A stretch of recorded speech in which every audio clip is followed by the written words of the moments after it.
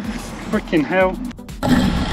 No way, we've got a motor just smoked. What's happening, guys? Hope everyone's doing okay. Today, I'm going to test out a new camera. So the camera is a Hero 11 Mini. This is fairly new. These have been out a little while, actually. I've been a little bit late to the party, but this is slightly lighter than the full Hero 11. You haven't got screens on here like a front-facing screen.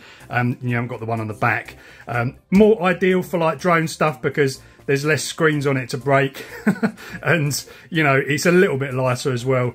Less hassle, and most of it is controlled via an app, so you know you can start and stop recording obviously, but you can kind of change all the settings using the app. So why put it on here when I've actually got like an O3 Air unit, which is DJI's kind of 4K 120 frames a second, you know, action camera, as well as an FPV camera? Why bother with that? Well, I was finding that I was actually getting some sort of shaking issues. So what I'm finding with these O3 cameras is it's really dependent on what drone you've actually got it on. Some work really well, like this little baby hawk with that camera. I've got the O3 in there, tucked in there.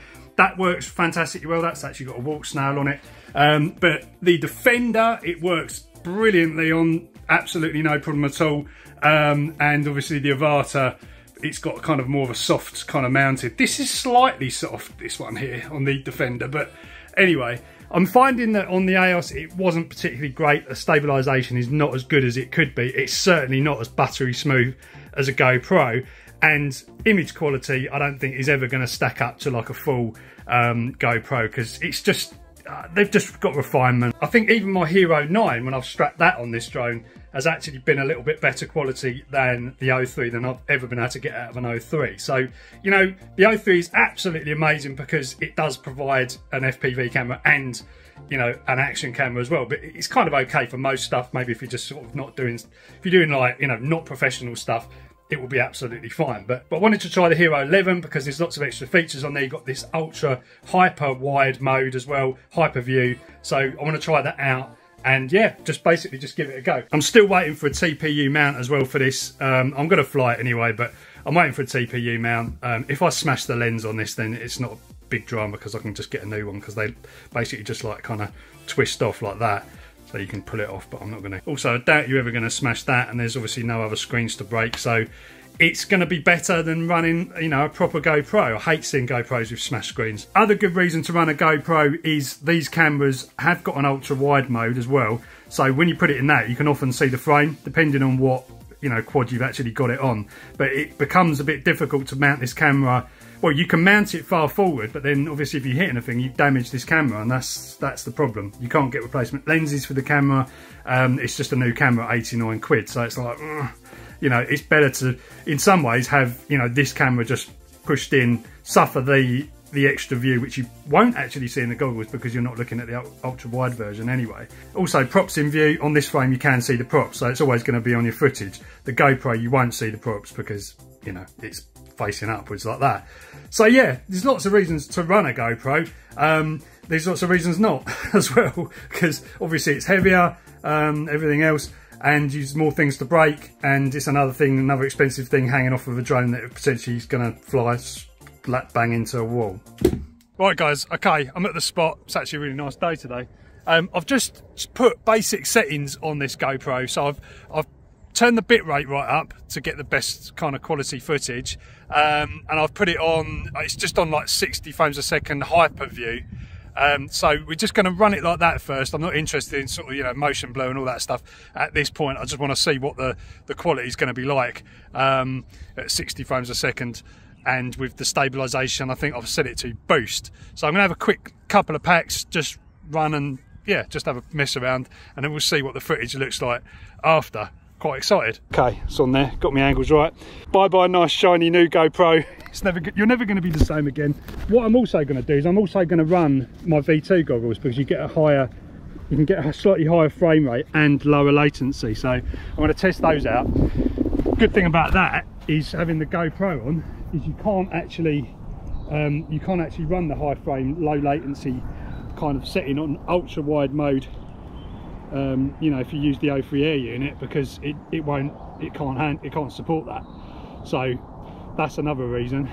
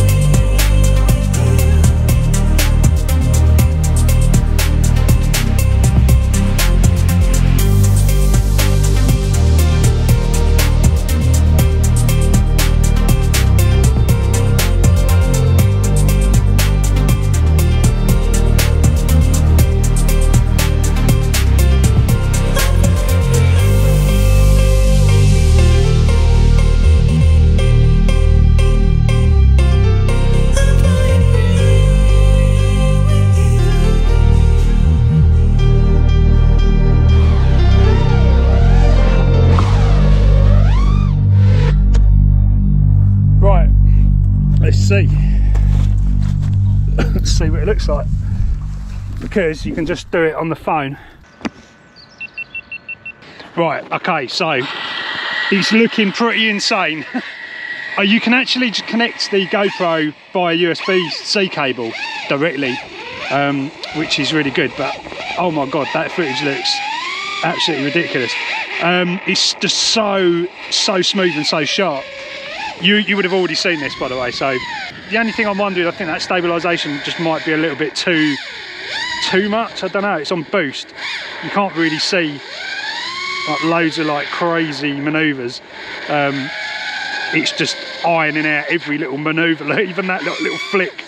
Okay, really happy with that so far. Let's have another rip. Same settings, I'll change the pack over, and I'm going to change back to the V2 goggles, not V2, the actual goggles too, because I don't think I've got the hack on this. I don't think I've got the hacks on. Now I've refreshed all the firmware, I don't think the FCC hack's on, so I was getting like 10 megabits out there, just literally over there by those trees, which is just insane.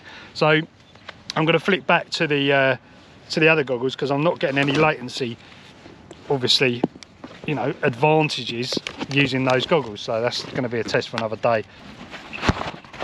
Another thing to remember, start the recording on the GoPro, it won't start automatically. What the freaking hell? No way, we've got a motor just smoked. What the hell happened there? Literally just smoked. Completely toasted. I mean, I've got another one, I could put it on quick. So annoying. Fortunately, I have got literally everything with me. That's the great thing about these bags. Got literally everything with me to make this repair. I just need to unsolder the motor first. Got absolutely no idea why that's failed. It's basically like 2 sets of windings that have, there's 4 either side that are burnt, and then there's 2 on either side. I can't remember how these things are wired up anyway, but yeah, really strange that. I've not seen that before, it just smoked. Anyway, nice shiny new motor. Cut the wires to the right length. Let's get it on. There we go. That's better than one of my soldering jobs at home. Must be the light. It's just so much light here, I can see everything. Right, okay, cool. I didn't have any of the sort of reinforced tape, so I just used insulating tape, but that's all right. Stick the top panel back on, still got the GoPro on here, and yeah, hopefully it won't happen again. Right, well that's pissed me off. I've just literally just plugged the battery and it's just done it again. This motor started smoking, so I just yanked the power out really quickly. I think the flight controller, I think the ESC is basically fried. That's a good job I wasn't flying when she went past. She was nice enough, I had a chat with her. She was like, I haven't seen anyone over here for 25 years. It's so annoying though. I think I'm going to have to change that ESC. Can't think what else it would be. Definitely something up, like maybe a FET's blown and it's actually sending direct current straight to the motor coils. I reckon that's what's probably happened.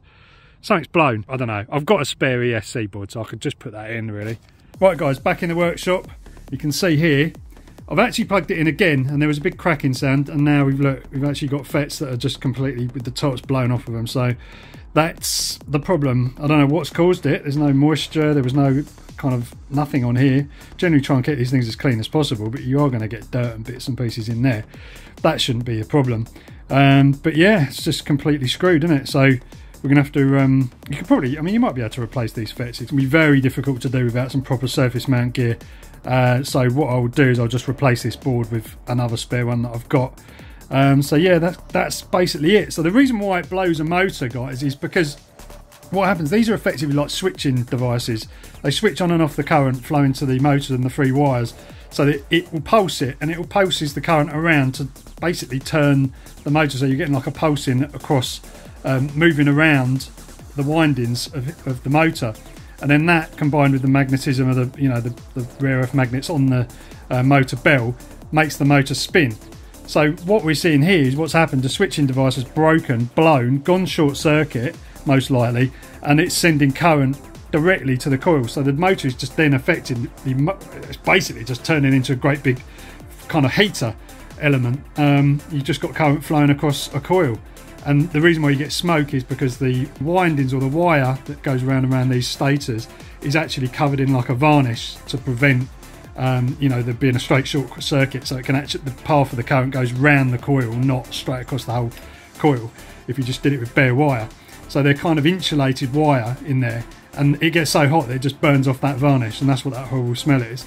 And then that's that. So yeah, there you go. This motor's fried. That was a brand new motor. So I've got another new motor. I've got another 2 coming as well. I'm going to whip this off. I'll change this over.